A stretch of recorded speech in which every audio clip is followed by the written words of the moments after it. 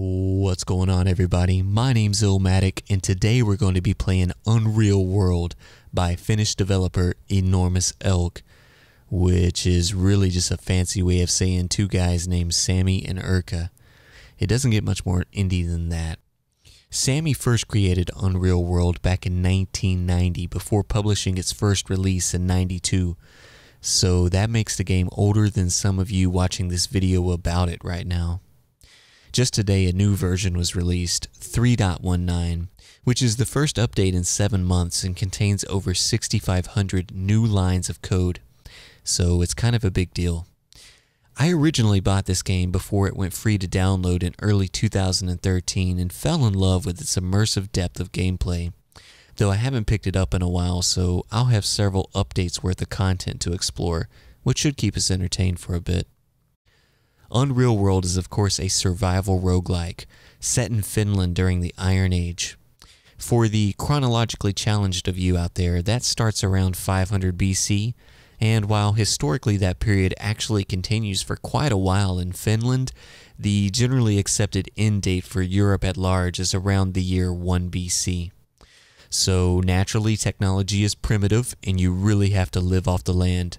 Hunt, fish, forage, find shelter. These are just a few of the basic principles at play here.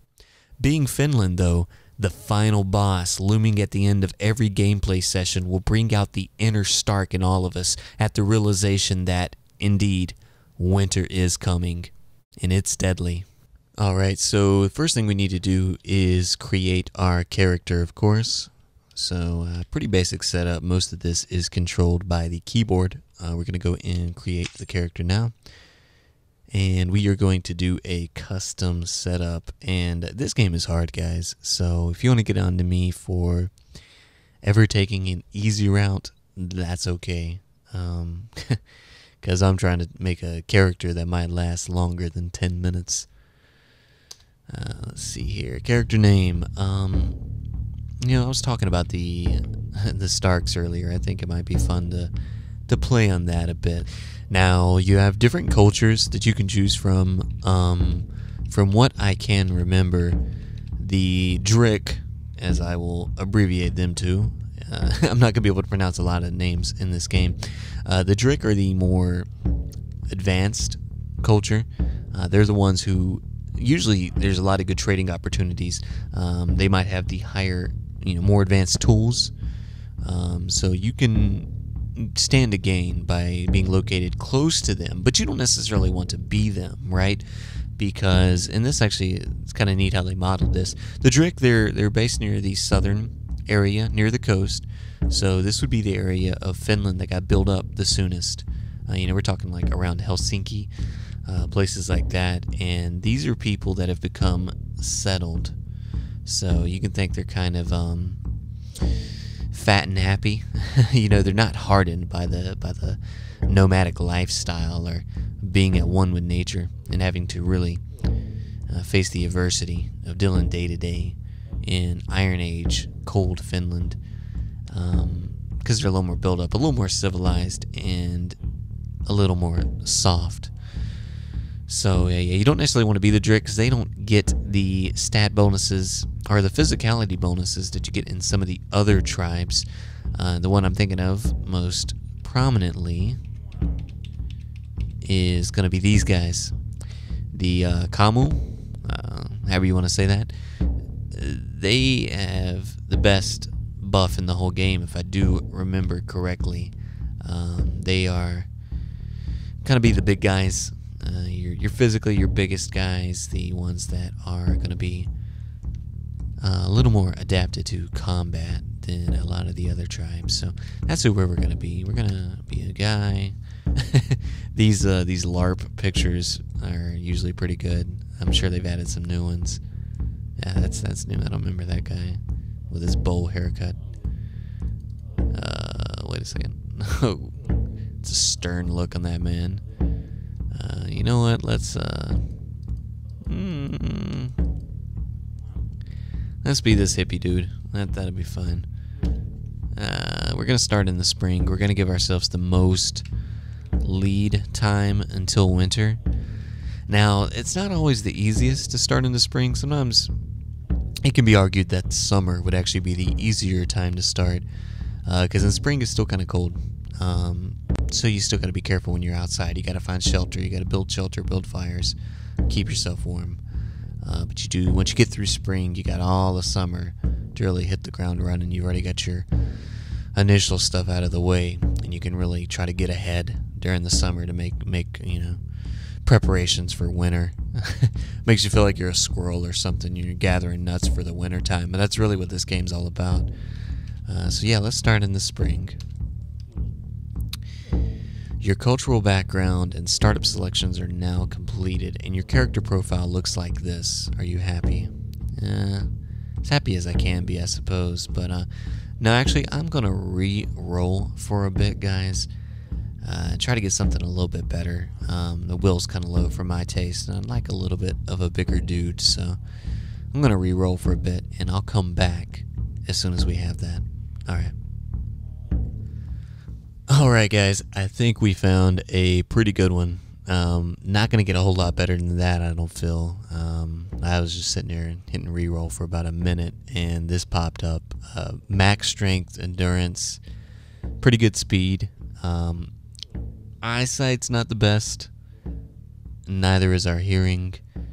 We are a big guy, though on the smaller end of the spectrum for that largest physical build. Intelligence isn't the best, but good willpower, so we're gonna go with this.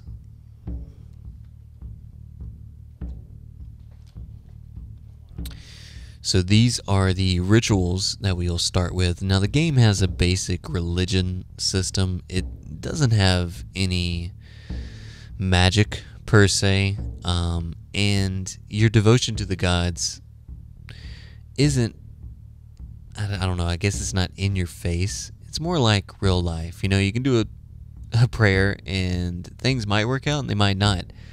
But if things work out, you can say, oh, well, it worked out because of the prayer. But not necessarily.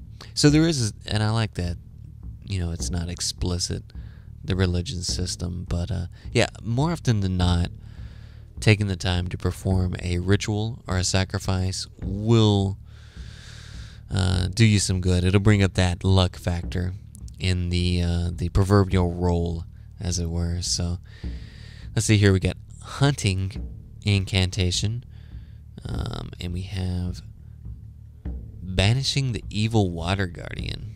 Okay, so I guess to make it easier to get a kill when you're hunting, and maybe not to drown. I'm not sure what that second one is. Anyways, let's keep it right going. So these are the skills we have. Now we can level up. Let's see here. We have 5 options remaining to level some of this stuff up. So one I'm going to go for is fishing. Fishing is kind of known as easy mode in this game. And again, I'm okay with that. Fishing is a great skill to have. So we're definitely going to look at improving that. Let's see here. Boom. Okay, so we improved our fishing a little bit. We're going to improve it again. Talented. Expert, perhaps. I mean, do we really want to go that far? Maybe not. We might be fine with talented. Dodging, I can't stress how important dodging is in this game, so I think that would be a good ability to have. We're going to improve that. Actually, we can. Okay. So be it. Now, the main type of weapon from this Kamu tribe is going to be the spear. They have a very nice spear. World-renowned, as it were. So I'm going to become a master in the spear. We're just going to make that our weapon and look for a spear anywhere that we can. I think that will serve us well. So let's see what else we can improve here. We have 2 skills to improve.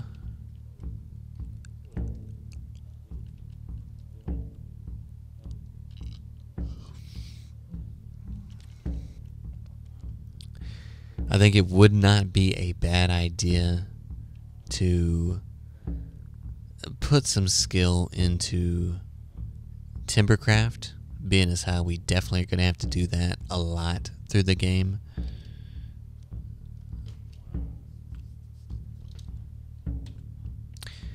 Competent, and we may want to take that up one more, or we might want to put it in survival. That's kind of a jack of all trades trait that you will use all throughout the game. Swimming though, you don't want to suck at swimming because you can drown. Decisions.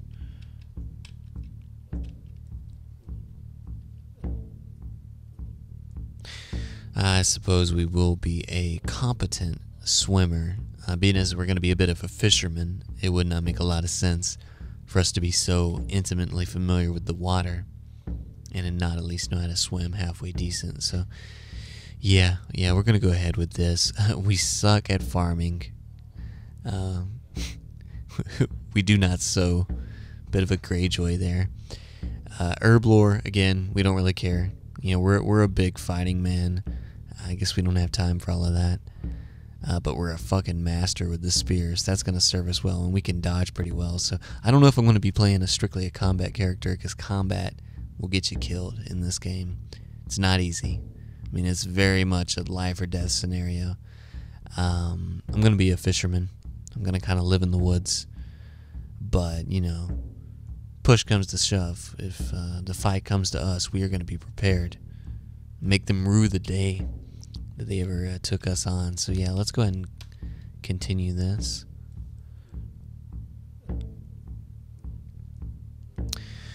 So here we are. This is our Finland, as it were. Helsinki would be kind of down here somewhere. If you know anything about Finland, much like Minnesota, it is a land with a lot of water, a land of lakes.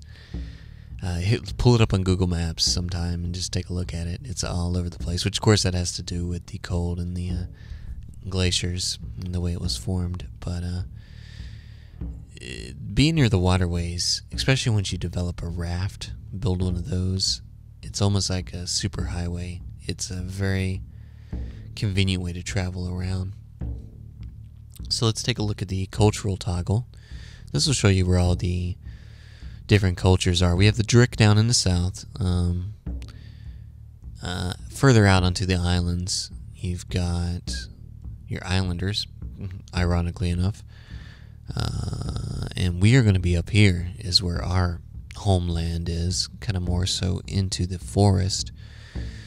And didn't speak about it, but you do have the Najurpazit people that reside over here in the east, and they're kind of like the Russians. Of course, how many times have the Russians been stereotyped to be the bad guy? If it's not bad enough that America always does it, Finland here is doing it as well. Which, considering their long history of animosity with the Russians, I guess it's deserved. But anyhow, the Najurpazids, aka the Russians, are definitely the bad guys in this game. While you can get along with most of the other cultures, though there's going to be individual conflicts. He's actually added robbers, like roving bands of brigands, which are not culture specific in this game. They can try to beat you up and take your stuff. So that's a new thing to watch out for. But it does not matter. You can never be friends with the Najurpazids. They are always going to look to fight you. So just something to be careful about. You kind of want to, and they'll wander all around through the map, but especially over here on the eastern side, you can even run into their villages, and that's extremely dangerous. Something kind of late game if you really want to test yourself. You can go try to take on one of their villages, get a lot of rewards for that, and maybe not feel so bad as a straight up serial killer because you're fighting an enemy. But anyhow, we need to pick where we want to start. So in relation to what of these cultures do we want to start next to? Up north, you're really isolated, but sometimes the game can be better. Better hunting. but when winter rolls around, it sucks. And then conversely, down south, much better trading, but less game, less hunting opportunities. And since our culture already starts kind of in the middle, I think that's what we're going to go for. Ideally somewhere around here, perhaps, where we can get down to the Drick if we need to do some trading. We're near water, but not so far south that we're completely into civilization. So I say that, I mean, for what of it is here in the game, it's really not a whole lot. But at least we want to be far enough north to have some good hunting opportunities. So let's see here. That's not bad. No.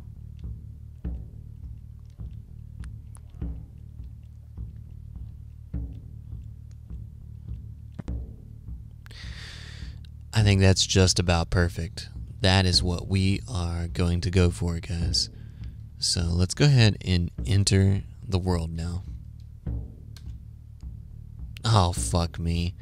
I always forget the enter key does not actually enter the game. It randomizes your location again. Because I've got it toggled right there. I had it highlighted, so...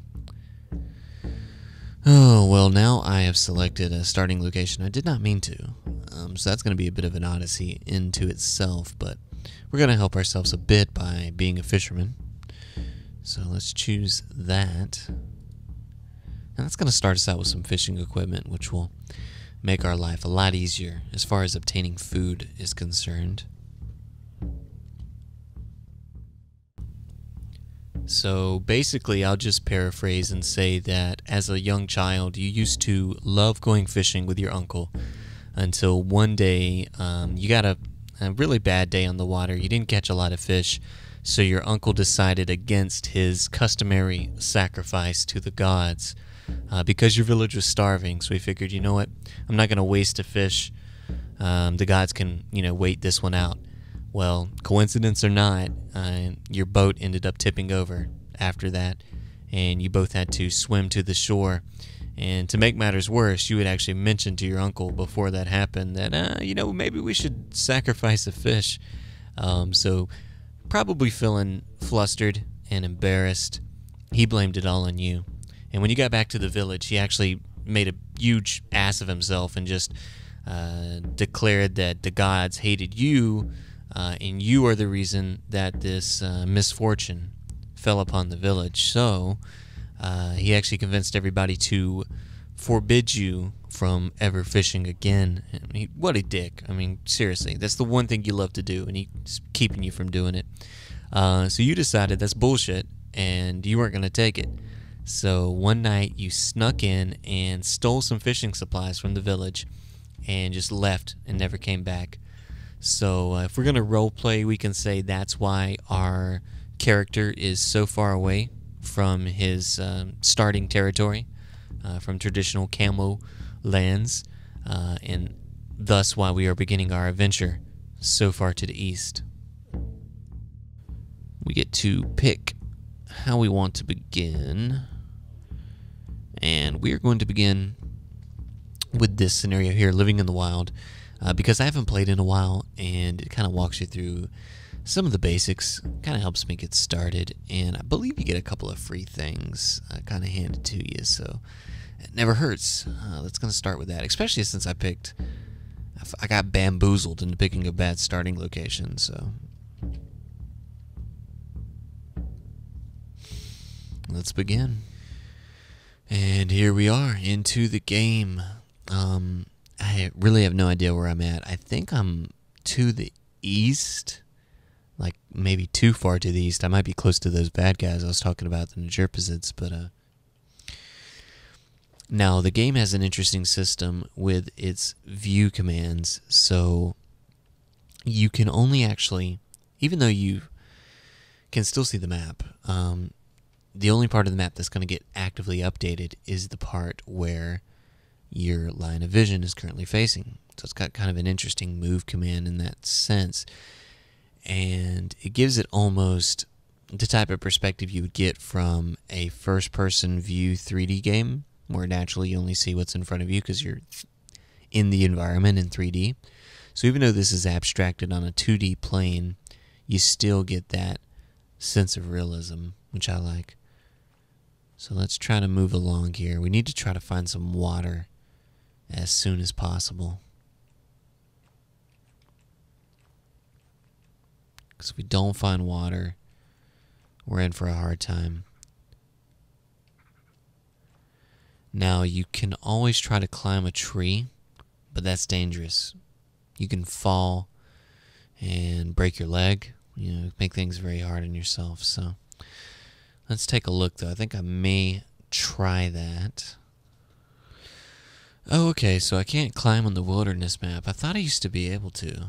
Huh. Alright.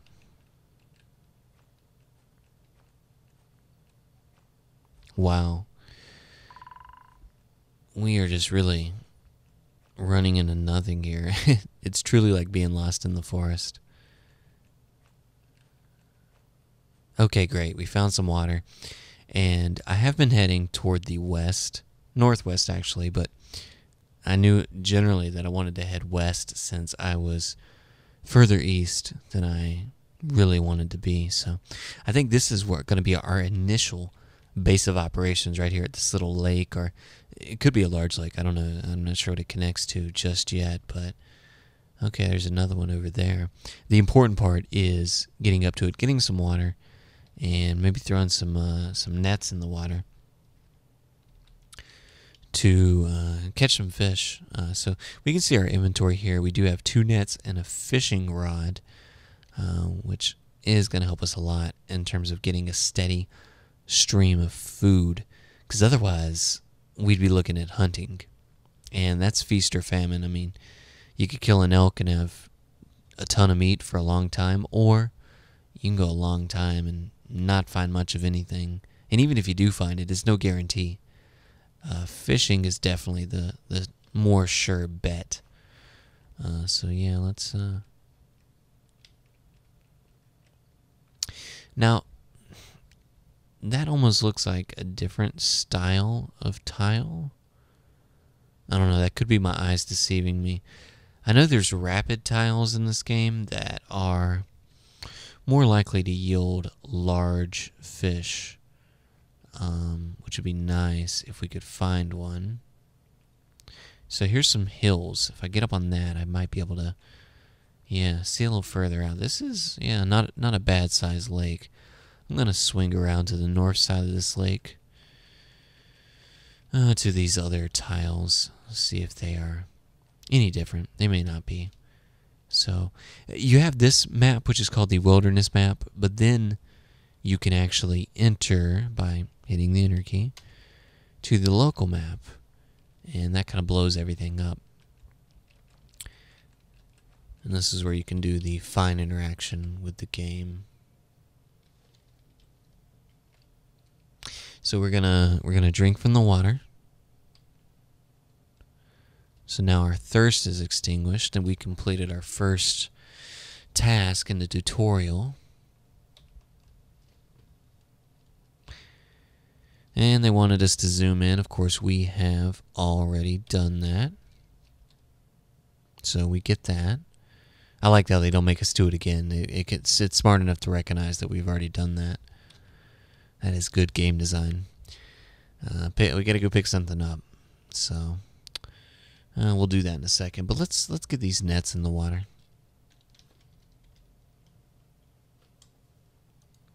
And in fact, I think I was mistaken about the water tiles, because zoomed in here, they look like your standard water tiles. Nothing special there. Alright, I was having some trouble there remembering the correct commands to fish, but it's actually Alt-F. Had to look that up real quick. Please forgive my noobness. Now we're going to set a net, set it and forget it. Well, hopefully not forget it for too long. You usually want to leave it out maybe half a day, something like that. You don't want to check it too quickly, right? You want to give it time to actually properly catch some fish. If you leave it for a day, that's fine. Now, if you leave it too long, you can catch some fish, and they'll stay in there so long that they'll actually rot. So That's not good either. Can't set the net over there. The water is not deep enough. Okay, all right. Maybe, what about this little outcropping over here? No, don't step into the water. You step into the water, you could have a bad time because you'll get wet, obviously. And it models that along with you being cold. So if you're cold and wet, it's even worse. So let's go ahead and set this net. It's still not deep enough. That's interesting. Okay. Huh.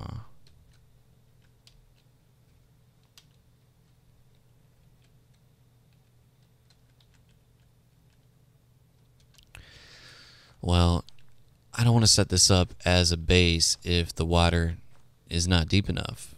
That would not be good. Alright, so we have moved into the next tile. If we were up on the zoomed out wilderness map, we would have basically moved over one step. That's what it translates to. So all that little walking I just did here in the local map, I've actually moved over one tile on the wilderness map.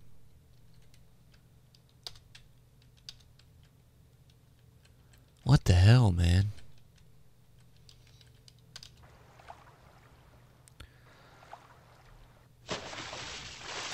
Well, I meant to use a net, but I used my fishing rod. At least I caught something. I caught a pike, a decent fish there. I should make a fire. So what we want to do is chop down a tree. So we're going to do that now.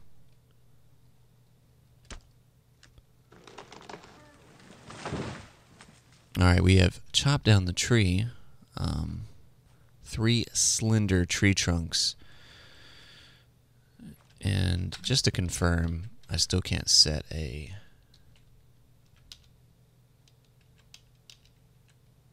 Still cannot set a net here. So I don't know that we actually want to build a shelter here. Let's start a fire. Alright, we got us a fire. That is good.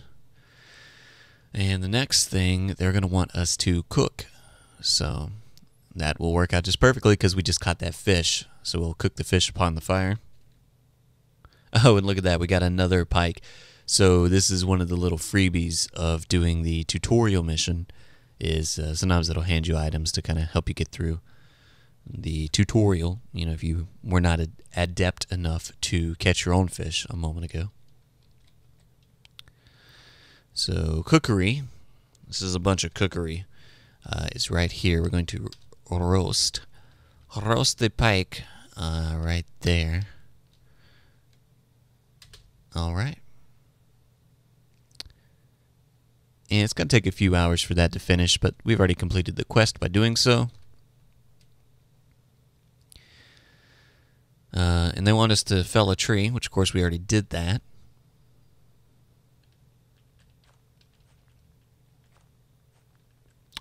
But they're not giving us that one, even though we've already done it. Maybe because it was a small tree. Perhaps they want us to knock down a larger one. Also, I caught a pike, and supposedly they gave me a pike, but I'm only seeing one there. So I don't know about that. Maybe the game corrected. I should have perhaps not wasted the time trying to do fish then if they were going to give me one and then not give me 2 if I already had one. That's not exactly cool. The pike is ready. We don't want it to burn. And now we have picked it up. And we're hot. We're not cold anymore because we made that fire. And of course we've been busy chopping a tree. We got it.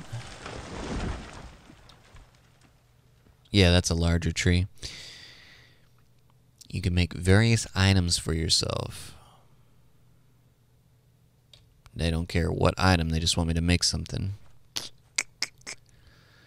Well, I think one thing that we want to do is try to find ourselves a better place to set up camp. So we're going to try to do that now. Just continuing along outside the lake here.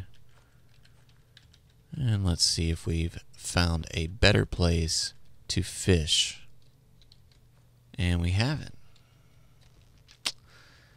So that's not ideal. We are pretty hungry, so we're going to eat some of this pike that we roasted. There we are, 7 pounds of it. Not too bad.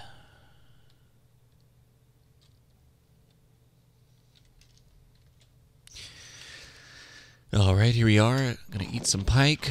Nom nom nom. Alright, so now we're feeling better about our situation. It's late afternoon. And I'm going to zoom out to the wilderness map. I'm hot, a bit tired.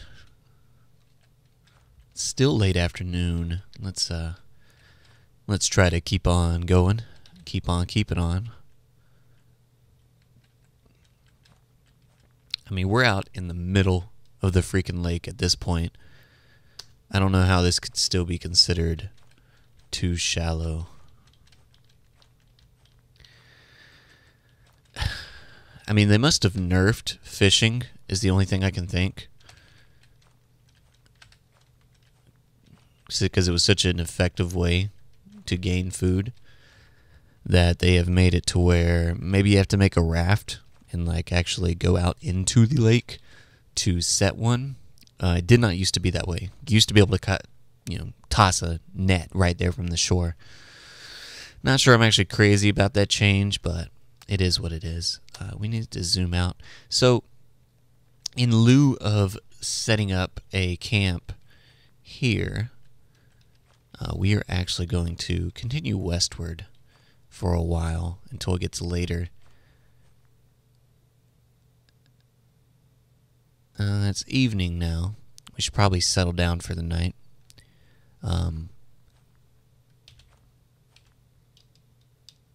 Because I want to continue heading west to where I originally wanted to start. That's going to be our initial journey. But yeah, it's evening, so let's kind of settle in. We're tired. Let's maybe make a shelter real quick just so we don't get too cold. I'm going to cut down this tree real quick.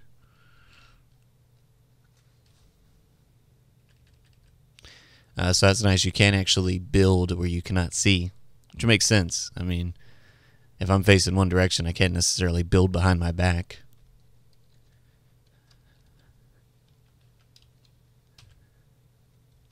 Spruce twigs. Okay. We do not have spruce twigs.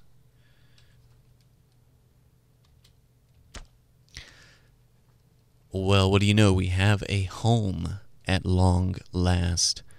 So we are going to settle down here for the night. And we're going to do that with the Z key. We're going to rest here for tonight. And tomorrow, we will continue our journey. I just want to thank you guys for joining me for this first video. Sorry if it was a little clunky as I got used to the controls again. I'm sure it's going to, like riding a bike, it'll come back to me as we go. So hope you stay tuned, and I'll be back with you soon. All right, guys, take care.